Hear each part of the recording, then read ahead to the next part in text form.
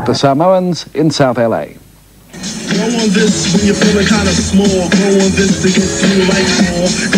They call them OGs, old gangsters, veteran street fighters with lifelong affiliations to the gangs of South LA. But what sets these old boys of LA lawlessness apart is their nationality. Peter Madness at the wheel and Mr. Lama are Samoans. Come here! L.A.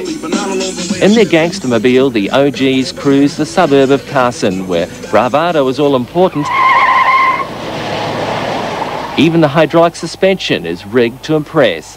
But for these high rollers, life can be short.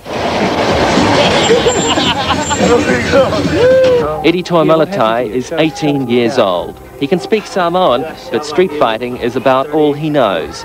His leg is permanently maimed from a gunshot wound. What kind of weapons do the gangs use? Your gang, for example? 38, 22, 357, 9, AK.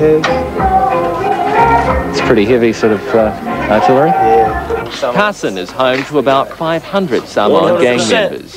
Did you catch this? 100%. Samoan. Lift up your shirt, bro. Lift up your shirt. Lift up your shirt. Show your tap. Look at that. Samoan. Any other questions about our race? The streets of South LA look much the same as the streets of South Auckland, but the Samoan lifestyle here is a world apart from that of Otara or Apia. About 70,000 Samoans were lured here for the same reasons others went to New Zealand: a better education and a bigger future. Samoans who chose America over New Zealand have found a lethal difference: guns and drugs. And a land where racial tension means fighting it out in the streets. This is Scott Park. It looks tame enough, but in actual fact it's the home turf to the Scott Park Killers, one of about a dozen Samoan gangs that have carved up South LA with other ethnic groups like Filipinos, blacks, Hispanics and Tongans. And in this part of town, territory is a dead serious business. The blacks and Hispanics, they get tired of getting beaten up by Samoans. Because that's all we know is fist fight. You know, and the only way they get to retaliate on us is to get their guns. And here we are, we want fist fight, and they want to shoot us. So now it's, the tables have turned, and that we got handles to anything. You know, anything that's on the street, an AK, M16, a grenade, or anything.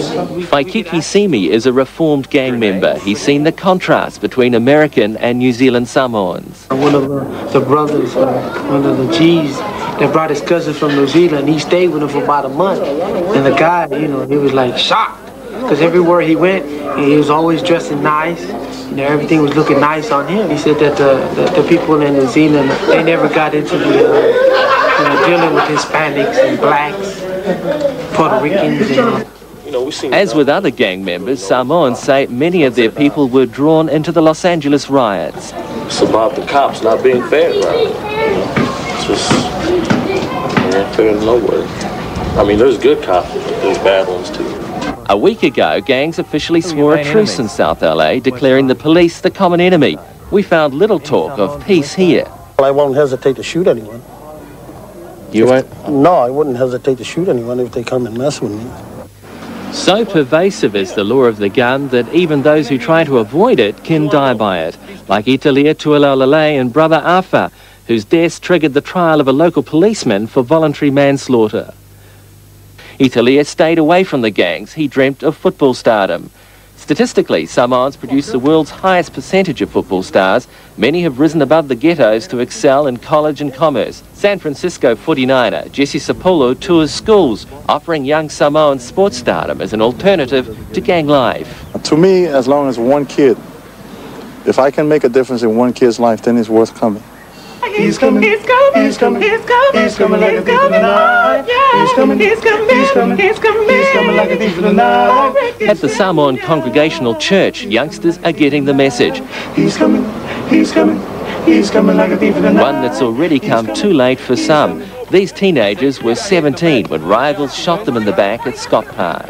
We have to make them occupied, because if you don't have any activities for these kids, they will find an excuse to go out there. And then, the kids, they have to do something. Elders have found those families that lose their culture are most vulnerable. Because what would die in if we don't reach out our hands to help our young brothers all across the land? We have to teach them how to love and how. Well, right now the future for the Samoan kids, they don't have a bright future because they're following the rest. Hey, you get someone get blown away at 11 years old, 12 years old. For those Samoans who escape the ghetto, the American dream awaits. For those who don't, life on the streets can be tragic. Hope for tomorrow that we all can live as one, live as one.